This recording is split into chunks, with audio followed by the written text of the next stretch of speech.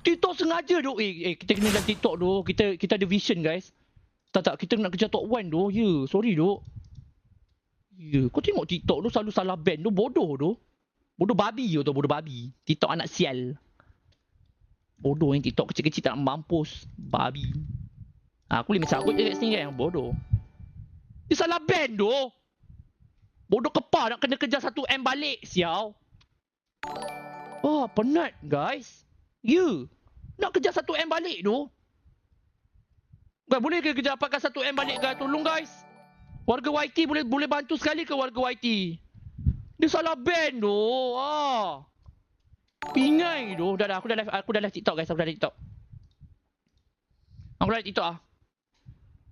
Boleh guys, warga YT kita kena bekerjasama warga YT. Bekerjasama ke Pip? Bekerjasama tu. Bodoh tu. Band. Tak apa. Kita dapatkan 1M balik guys. Tolong guys. Warga YT, tolong sekali warga YT, boleh tak? Warga YT, jom. Tolong. Bukan selalu orang tolong warga TikTok tu. Miwa, terima kasih Miwa. Kenapa Pi? Salah ban. Lepas tu dia unban aku, bingai. Dia unban aku duk. Tak apa. It's okay. Tak apa. Benda nak jadi guys, Tak, benda tu biasa guys. Kalau aku review event apa-apa dekat Mobile Legends guys Tak guys, kau dengar ni guys Aku review lah event apa-apa. Hari tu kena ban dengan Hunter x Hunter, betul? Siapa ingat? Lepas tu kena ban dengan Attack of Titan. Tak, aku kalau review skin memang kena ban. Aku tak tahu kenapa tu. Aku tak tahu kenapa tu. Asal aku review event Mobile Legends ke apa, memang kena ban tu. Tak faham tu, apa salah aku tu. Okay guys, kita boleh claim guys Kita boleh claim terus guys. Kita tak payah harap kan dah. Kita claim Kakashi pula.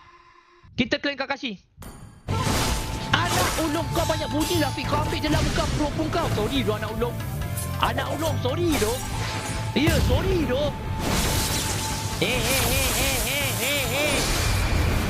Guys, janganlah gaduh guys. Janganlah gaduh. Kenapa kena gaduh guys? Tadi dah lah korang singgah korang tadi tu kena ban tau. Korang singgah mana?